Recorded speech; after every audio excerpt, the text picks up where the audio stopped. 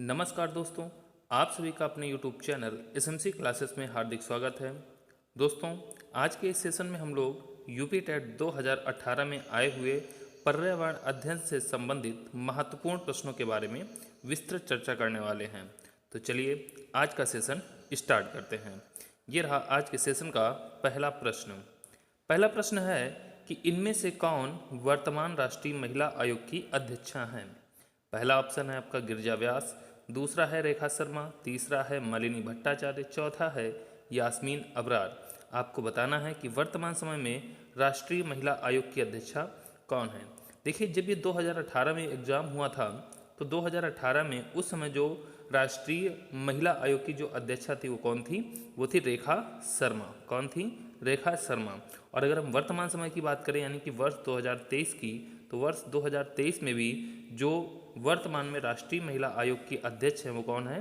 वो रेखा शर्मा ही हैं। ठीक है, तो अगर मान लो ये क्वेश्चन आ भी जाता है वर्तमान समय में तो भी आपका कौन है? तो राष्ट्रीय महिला आयोग की अध्यक्षा कौन है? रेखा शर्मा है। अगले प्रश्न पे चलते हैं। अगला जो हमारा प्रश्न है वो है लोकसभा और राज्यसभा की संयुक्त बैठक किसके द्वारा आहूत की जाती है। यानी कि जो लोकसभा हमारा जो निम्न सदन होता है और जो राज्यसभा जिसको कि हम लोग उच्च सदन के नाम से भी जानते हैं, उसमें जो संयुक्त बैठक होती है वो किसके द्वारा आहूत की जाती है। पहला है आपका राष्ट्रपति, दूसरा है लोकसभा अध्यक्ष, तीसरा है संसद, चौथा है राज्यसभा के सभापति। तो जो निम्न सदन और उच्च सदन यानी कि लोकसभा और राज्यसभा है, इसकी संयुक्त बैठक जो है वो राष्ट्रपति के द्वारा आहूत की जाती है। अगर हम राष्ट्रपति की बात करें तो राष्ट्रपति क्या करता है? प्रधानमंत्री की नियुक्ति करता है। राष्ट्रपति क्या करता है? लोकसभा और राज्यसभा की संयुक्त बैठक जो है ये आहूत करता है। और यदि राष्ट्रपति चाहे तो लोकसभा को क्या कर सकता है? भंग कर सकता है। और संसद की जो संयुक्त बैठक है वो भी बुला सकता है। अगले प्रश्न पे चलते हैं। अगला जो हमारा प्रश्न है वो है कि संविधान के किस भाग में पंचायती राज व्यवस्था संबंधी प्रावधान दिए गए हैं। तो आपको ऑप्शन दिया गया भाग 9, भाग 6, भाग 3 या भाग 4। संविधान के किस भाग में जो है पंचायती राज व्यवस्था संबंधी प्रावधान है? तो इस प्रश्न का जो आंसर हो जाएगा वो हो जाएगा हमारा भाग 9। अगर यहीं पे दोस्तों अनुसूची पूछ लेता कि किस अनुसूची के अंतर्गत पंचायती राज व्यवस्था का प्रावधान किया गया है, तो दोस्तों अनुसूची हो जाती 11। जो हमारे संविधान में 11वीं अनुसूची है वो पंचायती राज व्यवस्था से संबंधित है। और यदि यहीं पे अनुच्छेद पूछ लेता कि किस अनुच्छेद के अंतर्गत पंचायती राज व्यवस्था का प्रावधान किया गया है, तो दोस्तों अनुच्छेद हो जाता 243। जो हमारा संविधान है उसमें जो आर्टिकल दिए गए हैं उसमें से एक आर्टिकल है 243 जो कि हमारा किससे संबंधित है? पंचायती राज व्यवस्था से संबंधित है। अगले प्रश्न पे चलते हैं। अगला प्रश्न है हमारा कि 74वें संविधान संशोधन का संबंध है। पहला है ग्रामीण स्थानीय स्वशासन से, दूसरा है शहरी स्थानीय स्वशासन से, तीसरा ऑप्शन है राष्ट्रपति की शक्तियों से, चौथा है संसद की शक्तियों से। तो जो हमारा 74वां संविधान संशोधन है ये किससे संबंधित है? तो 74वां संविधान संशोधन ये हमारा शहरी स्थानीय स्वशासन से संबंधित है। इसके बाद में नेक्स्ट प्रश्न पे चलते हैं। अगला प्रश्न है हमारा कि किस गैस के वर्षा के पानी में घुलने से वर्षा का पानी अम्लीय हो जाता है। यानी कि ऐसी कौन सी गैस है अगर उसको हम वर्षा के पानी में मिला दें या घुल जाए तो हमारा पानी क्या हो जाएगा? अम्लीय हो जाएगा। पहला है आपका हाइड्रोजन परऑक्साइड, दूसरा है नाइट्रोजन मोनोऑक्साइड, तीसरा है कार्बन डाइऑक्साइड, चौथा है सल्फर डाइऑक्साइड। तो इस प्रश्न का जो सही आंसर हो जाएगा वो कौन सा हो जाएगा? वो हो जाएगा सल्फर डाइऑक्साइड। दोस्तों, जो सल्फर डाइऑक्साइड गैस है ये वर्षा के साथ या वर्षा के जल के साथ मिलकर वर्षा के जल को अम्लीय बना देती है, जो कि अम्लीय वर्षा कराने में सहायता करती है। दूसरा क्वेश्चन इसी तरीके से पूछ लिया जाता है कि कौन सी गैस जो है वो अम्लीय वर्षा कराने में सहायता करती है, तो उसमें कौन सा ऑप्शन हो जाता है आपका? Sulphur dioxide. और इसी के साथ में एक और गैस होती है जो कि अम्लीय वर्षा कराने में सहायता करती है, वो है नाइट्रस ऑक्साइड। अगले प्रश्न पे चलते हैं। अगला प्रश्न है हमारा भारतीय संविधान में विधि का शासन विचार कहाँ से लिया गया है। जो हमारा इंडियन कॉन्स्टिट्यूशन है इसमें विधि का शासन जो है इस शब्द को कहाँ से लिया गया है या किस देश के संविधान से लिया गया है? पहला ऑप्शन है अमेरिका, दूसरा है इंग्लैंड, तीसरा है स्विट्जरलैंड, चौथा है आयरलैंड। तो इस प्रश्न का जो सही आंसर हो जाएगा वो कौन सा हो जाएगा? वो हो जाएगा इंग्लैंड। जो इंग्लैंड का संविधान है वहाँ से विधि के शासन की व्यवस्था को लिया गया है। अगले प्रश्न पे चलते हैं। अगला प्रश्न है लोकसभा के चुनाव हेतु अधिसूचना कौन जारी करता है? पहला है भारत का निर्वाचन आयोग, दूसरा है राष्ट्रपति, तीसरा है गृह मंत्रालय, चौथा है लोकसभा सचिवालय। तो जो लोकसभा के लिए चुनाव होते हैं उसके लिए जो अधिसूचना है वो राष्ट्रपति का निर्वाचन आयोग जारी करता है। यदि हम निर्वाचन आयोग की बात करें तो निर्वाचन आयोग की स्थापना 25 जनवरी 1950 को हुई थी। दोस्तों कब हुई थी? 25 जनवरी 1950 को हुई थी। और यदि निर्वाचन आयोग की बात करें तो इसके कार्य क्या क्या हैं? तो जो भी हमारे मतदाता होते हैं उनकी सूचियों को तैयार करवाना, जो भी राजनीतिक दल होते हैं उनको चुनाव चिन्ह प्रदान करना, चुनाव कराना, और उसी के साथ में जो राजनीतिक दल होते हैं उनके लिए आचार संहिता को तैयार करवाना, ये समस्त कार्य जो हैं निर्वाचन आयोग के होते हैं। अगर हम ये बात करें कि जो निर्वाचन आयोग ये जो निकाय है ये कैसा निकाय है, तो दोस्तों ये एक स्थायी यानी कि परमानेंट और उसी के साथ में संवैधानिक निकाय की श्रेणी के अंतर्गत आता है। इसके बाद में अगले प्रश्न पे चलते हैं। अगला प्रश्न है हमारा लोकसभा की कार्रवाई के प्रथम घंटे को कहा जाता है? पहला है सार्वजनिक काल, दूसरा है विशेषाधिकार काल, तीसरा है शून्यकाल, चौथा है प्रश्नकाल। तो जो प्रथम घंटा है उसे हम किस नाम से जानते हैं? प्रथम घंटे को हम लोग प्रश्नकाल के नाम से जानते हैं। प्रश्नकाल के बाद में हमारा आता है शून्यकाल, जिसमें ऐसे प्रश्नों को उठाया जाता है जो कि बहुत ही संवेदनशील होते हैं और उन पे तुरंत कार्रवाई करने की मांग की जाती है। अगले प्रश्न पे चलते हैं। अगला प्रश्न जो है हमारा वर्षा जल संग्रहण क्या है? पहला है प्रयुक्त जल का संग्रह और भंडारण, दूसरा है वर्षा जल का जमाव और भंडारण, तीसरा है पानी का वितरण, चौथा है उपयुक्त में से कोई नहीं। तो जो वर्षा जल संग्रह है इसका तात्पर्य क्या है कि वर्षा जल का जमाव और भंडारण। इसके बाद में अगले प्रश्न पे चलते हैं। अगला जो हमारा प्रश्न है कि निम्नलिखित में से कौन सा क्रम पारिस्थितिकी तंत्र में ऊर्जा प्रवाह के संबंध में सही है? आपको बताना है कि जो एनर्जी फ्लो है वो इकोसिस्टम जो कि है हमारा उसमें कौन सा क्रम जो है वो सही दर्शाता है? पहला है उत्पादक, अपघटक और उपभोक्ता, दूसरा ऑप्शन है अपघटक उपभोक्ता उत्पादक, तीसरा ऑप्शन है उत्पादक उपभोक्ता अपघटक, चौथा ऑप्शन है उपभोक्ता उत्पादक अपघटक।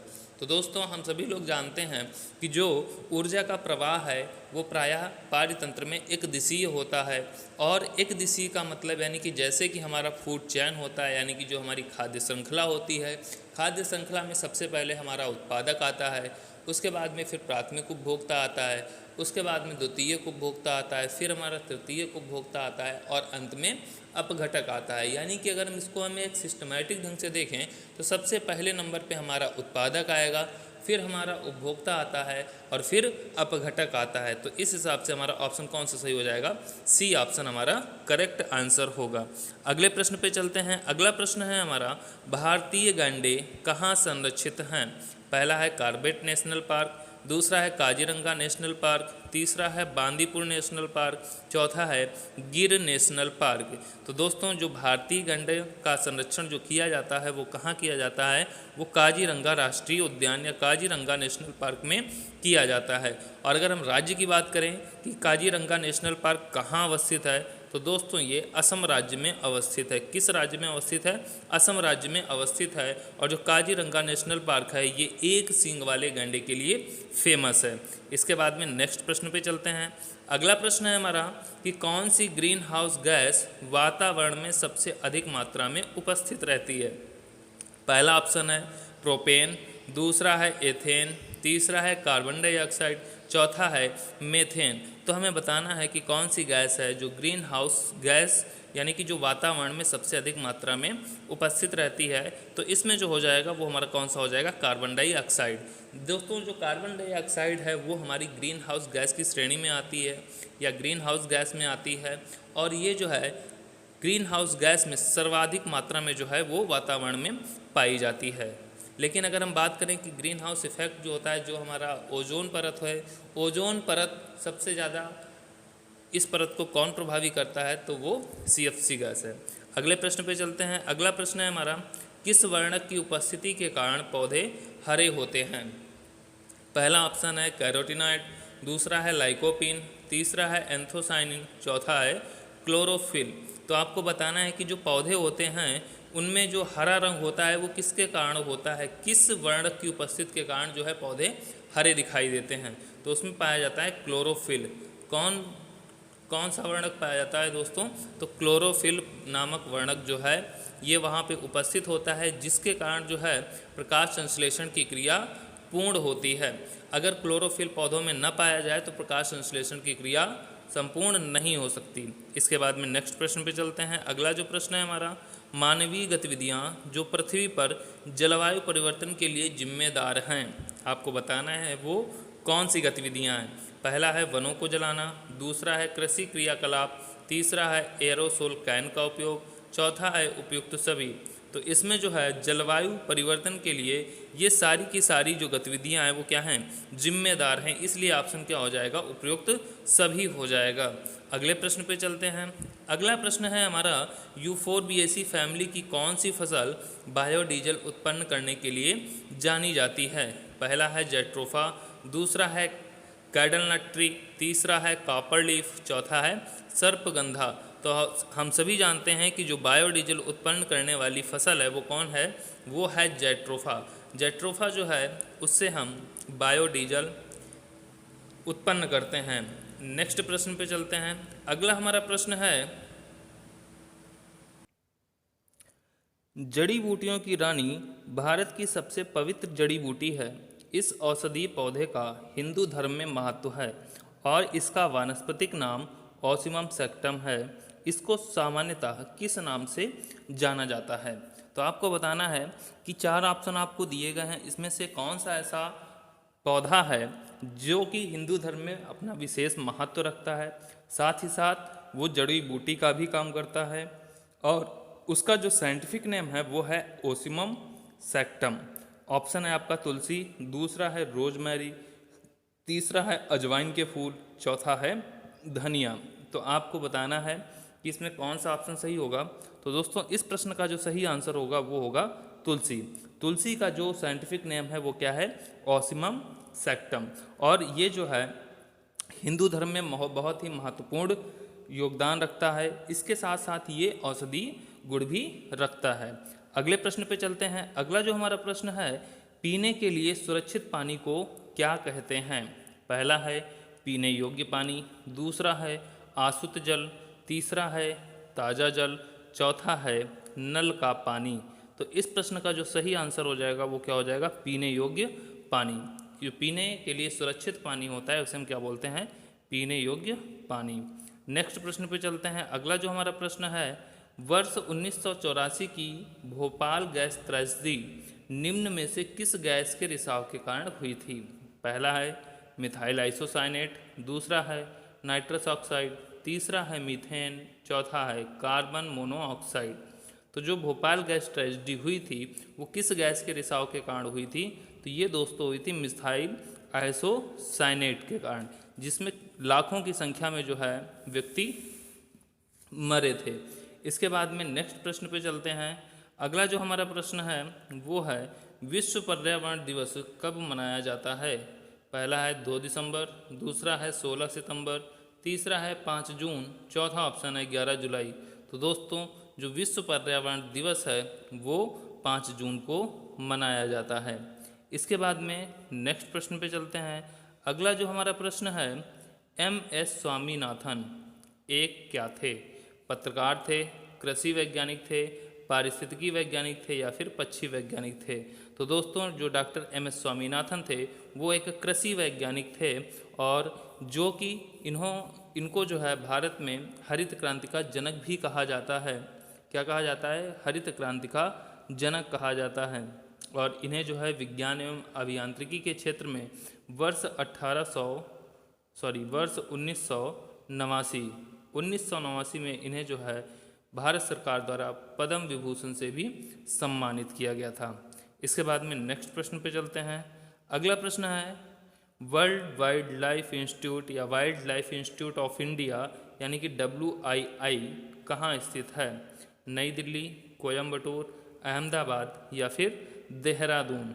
तो जो आपका wild life institute of India जो है यानी कि WII ये जो है हमारा देहरादून में स्थित है। इसके बाद में अगले प्रश्न पे चलते हैं। अगला प्रश्न है हमारा प्रकाश संश्लेषण के दौरान हरे पौधे निम्न में से किसे सोख लेते हैं? पहला है हीलियम, दूसरा है नाइट्रोजन, तीसरा है कार्बन डाइऑक्साइड, चौथा है ऑक्सीजन। तो आप सभी को पता है कि जब फोटोसिंथेसिस यानी कि प्रकाश संश्लेषण की क्रिया होती है तो उस प्रकाश संश्लेषण की क्रिया के दौरान पौधों को क्या चाहिए होता है? पौधों को जो है कार्बन डाइऑक्साइड गैस आवश्यक होती है। अगले प्रश्न पे चलते हैं। अगला प्रश्न है हमारा अपशिष्ट उत्पादों को खाने वाले जीवों को कहा जाता है? पहला है मृतक बच्ची, दूसरा है मांस बच्ची, तीसरा है शाक बच्ची, चौथा है रसायन बच्ची। तो दोस्तों जो अपशिष्ट उत्पादों को खाते हैं उन्हें हम क्या बोलते हैं? उन्हें हम मृतक बच्ची की संज्ञा में रख देते हैं, तो उन्हें हम क्या बोलेंगे? मृतक बच्ची कहेंगे। अगले प्रश्न पे चलते हैं। अगला प्रश्न है हमारा तप्त भौम जल से किस प्रकार की ऊर्जा प्राप्त होती है? पहला है जल विद्युत ऊर्जा, दूसरा है सौर ऊर्जा, तीसरा है भूतापीय ऊर्जा, चौथा है नाभिकीय ऊर्जा। तो जो हमारा तप्त भौम जल है इससे हमारी जो है भूतापीय ऊर्जा प्राप्त होती है। कैसी? भूतापीय ऊर्जा प्राप्त होती है। और ये जो ऊर्जा है ये अपारंपरिक और नवीनीकृत प्रकार का संसाधन है। और अगर हम इस ऊर्जा से बात करें क्या पर्यावरण पे कोई प्रभाव पड़ता है तो इसका जो है पर्यावरण पे सकारात्मक प्रभाव पड़ता है न कि नकारात्मक। और इसके उपयोग की बात करें तो भूतापीय जो ऊर्जा होती है इसका उपयोग खाना बनाने, बिजली बनाने में भी किया जाता है। अगले प्रश्न पे चलते हैं। अगला जो हमारा प्रश्न है 16 घास स्थल कहाँ पाए जाते हैं? पहला है पश्चिमी घाट, दूसरा है पूर्वी घाट, तीसरा है हिमालय, चौथा है विंध्याचल। तो जो 16 घास हैं वो पश्चिमी घाट में पाए जाते हैं। कहाँ पाए जाते हैं? पश्चिमी घाट में पाए जाते हैं। और ये जो 16 घास स्थल वन हैं ये उष्णकटिबंधीय माउंटेन जंगलों के रूप में भी जाने जाते हैं। इसके बाद में नेक्स्ट प्रश्न पे चलते हैं। अगला प्रश्न है भारत में पेलिकन पक्षी कहाँ पाए जाते हैं? आपको पेलिकन पक्षी दिखाई दे रहा होगा और पूछा गया है कि ये जो पक्षी है ये कहाँ पाया जाता है? नेलापंथ में, कुंथलकुलम में, कोक्कारे बेलरू में या फिर उपयुक्त सभी। तो इस प्रश्न का जो सही आंसर होगा वो क्या हो जाएगा? ये हो जाएगा हमारा उपयुक्त सभी। जो पेलिकन पक्षी हैं वो नेलापट्ट में भी पाए जाते हैं, कुंथलकुलम में भी पाए जाते हैं, कोक्कारे बेलूरू में भी पाए जाते हैं। ये सभी जगह जो है प्रजनन करते हैं। अगले प्रश्न पे चलते हैं। अगला जो हमारा प्रश्न है मीना माता रोग ऐसी मछली खाने से होता है जिसमें अधिक मात्रा में पाया जाता है। यानी कि मछली में ऐसा क्या पाया जाता है जिसके कारण मीना माता रोग हो जाता है? पहला है आर्सेनिक, दूसरा है पारा, तीसरा है कैडमियम, चौथा है उपयुक्त सभी। तो दोस्तों आप सभी को पता है कि जो मीना माता रोग होता है वो किसके कारण होता है? वो पारे की अधिकता के कारण होता है। जब जल में पारा की अधिकता हो जाती है तो उसी दूषित जल को मछली ग्रहण करती है और मछली को इंसान ग्रहण करता है या मनुष्य जो है भोजन के रूप में उसका सेवन करता है। और यही जो है धीरे धीरे कहाँ ये मछली से होते हुए मनुष्य में फैल जाता है। या फिर ऐसा भी बोल सकते हैं अगर हमने ऐसे जल का सेवन किया जिसमें पारा की अधिकता है तो उसमें जो है मीना माता रोग होने की संभावना अधिक होती है। अगले प्रश्न पे चलते हैं।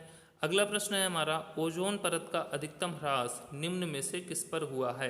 पहला है उत्तरी ध्रुव, दूसरा है दक्षिणी ध्रुव, तीसरा है भूमध्य रेखा, चौथा है इनमें से कोई नहीं। तो जो ओजोन परत है इसका जो अधिकतम ह्रास हुआ है वो कहाँ हुआ है?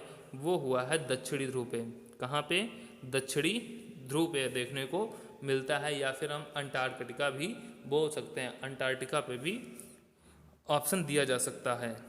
नेक्स्ट प्रश्न पे चलते हैं। अगला प्रश्न है कि इनमें से कौन भारत का मुख्य न्यायाधीश था? पहला था एम पतंजल शास्त्री, दूसरा ऑप्शन है मेहर चंद्र महाजन, तीसरा है हीरालाल जे कानिया, चौथा है एस आर दास। तो आपको बताना है भारत का प्रथम मुख्य न्यायाधीश कौन था। तो भारत का जो प्रथम मुख्य न्यायाधीश था वो कौन था, हीरालाल जे कानिया जी थे। और ये जो है इनका जो कार्यकाल रहा है वो कब से कब तक रहा है, 26 जनवरी 1950 से लेकर के 6 नवंबर 1951 तक जो है इनका कार्यकाल रहा है। अगले प्रश्न पे चलते हैं। रेड डाटा बुक किससे संबंधित है। पहला ऑप्शन है नदियों में प्रदूषण, दूसरा है घटता भूगर्भ जल स्तर, तीसरा है विलुप्त के करीब जीव, चौथा है वायु प्रदूषण। तो दोस्तों जो हमारा रेड डाटा बुक है ये किससे संबंधित है, तो ये विलुप्त के करीब जीवों से संबंधित है। यानी कि जो जीव विलुप्त की कगार पे आ गए हैं उनका संरक्षण जो है या उनका डाटा जो है रेड डाटा बुक में लिया जाता है, और फिर उसी के आधार पे जो विलुप्त होने वाली प्रजातियां हैं उनको संरक्षण के लिए विभिन्न प्रकार की परियोजनाएं, विभिन्न प्रकार के अधिनियम और विभिन्न प्रकार के जो है तमाम प्रकार की योजनाएं जो हैं वो चलाई जाती हैं। तो आज के लिए सेशन इतना ही रखते हैं, फिर मिलेंगे नेक्स्ट वीडियो में, तब तक के लिए जय।